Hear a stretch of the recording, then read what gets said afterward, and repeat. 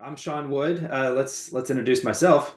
So I'm a principal here at Blackstone+Cullen. My background is in creative, in experience and transformation. And so as I've been working with businesses, I do a lot of change, and design is change. There's a lot that is changing in the world. We know that AI is changing our lives at work, at home. It's in the constant headlines. We are bombarded with news every day of what's happening and what's not. So much so that it's overwhelming. And a lot of leaders that I work with, I see some similar patterns. And for those on the call that are consultants or you work with different executives or different types of clients, would love to hear your input as we go through this. Again, this isn't a presentation or a speech by no means. This is a conversation, so we want to open it up.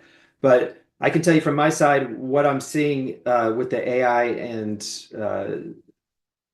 with the AI adoption is that there's really two big components. There's the technology side of it, the AI and the data and the infrastructure, but there's also the people component, the human side and how that works. And that's the side that gets a little tricky. So what we're seeing is there are some people that are some companies, organizations that are definitely accelerating and winning, and there's many that are just not going as far. And that's okay. There's not a right or a wrong. There's just I'm seeing right now. that's great. The doctor should have paid you. That's one of the main things that Lee and I do when we go into clients is we just help them feel comfortable and feel confident. And that's the thing that people need a little push from their friends. So let's see. Let's jump into it. Sorry, Sean, before you move on, Mike Benyo has his hand raised. Oh, good. Mike. Hey, Sean, what you're talking about brings up kind of a ongoing debate. Is it better to lead from the top? Do you need executive endorsement, or is it better to have local heroes, more of a grassroots movement as far as adoption? I mean, personally, I go on the side of I'd like it coming from the top down. That's not always the right way to introduce technology to an organization, but I find that if it's top down, you get executive sponsorship.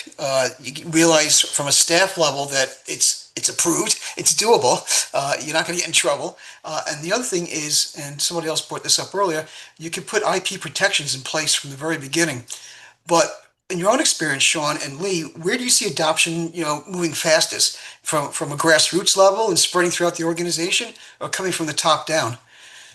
So as far as what I believe should happen, I believe leaders should update their own capabilities and understanding so that they can influence and model what it needs to look like at their company. They need to lead from the front. But what we're seeing happen, you asked about fastest, is that it's happening at an individual level all across the organization. So everyone is figuring out how it might work for them. Now, they're not always telling their boss or their manager or their people they report to. And that's where we get into trouble, right? Because everyone's figuring out, they're being, well, quite frankly, they're being asked to do a lot more these days, right? Staffs are shrinking. All right, so on this slide, we have why the surge. Well, we know AI is in the headlines. We're seeing people are figuring out how it might help them. We've seen growth since last year. Leaders know it's a priority, but we see that there's a big difference between those that have a strategy, a policy, or any training mechanisms in place to up level or upskill their current talent that they have in house. So that's been very interesting. On one of these stats I pulled for today's meeting, we see that this is very unevenly distributed. That is a common refrain we hear across AI adoption is that, it is very large in potential, but very unevenly distributed. So we're seeing geographically that other regions, I'm in the US and the western side of the world, US, UK, we're at 25, 30%. We're not going as fast as some of the other groups in the East. So China and India are really leading their adoption. We're seeing countries that do mandatory training for their citizens, state-sponsored AI training. We saw that maybe a year and a half, 2 years ago with Singapore, and some others are taking that charge as they start. Chat. Yeah. From Thomas Valentine, he says, what specific AI applications have you seen that have made it to full production? Ooh. So full production. Well, there's a number of tools as far as applications. Hey, Lee, I can hear you. Hey, I'm got it. I'm back. Go ahead. Yeah.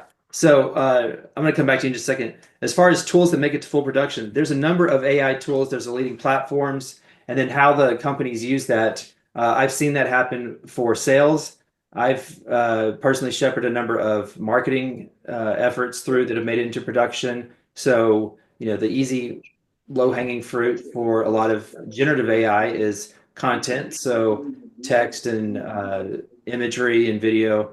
We've had some success there. I've also worked with some R&D and more science-based. That gets a little stickier. But Lee, you want to chat Yeah, about I think you can add that into even engineering. You can go as far as doing engineering work as well. And we're finding success in that space, even success in introducing even new science through some of the use of some of the AI tools. But the quick hits, and that's what we look for when Sean and I are doing these programs, is what's low risk, high return. And then you can Actually, a question for Teresa, I think. It's still early days, just as you say, in terms of regulation, and regulation moves slowly and painfully.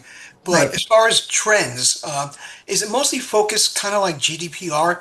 It's focused on openness, transparency, letting clients or customers know that AI is involved in the product delivery, or is it more about being able to opt out, from anything that's AI related? I think it's both for the most that I'm seeing. I feel like it's both that and then some as far as, folks' personal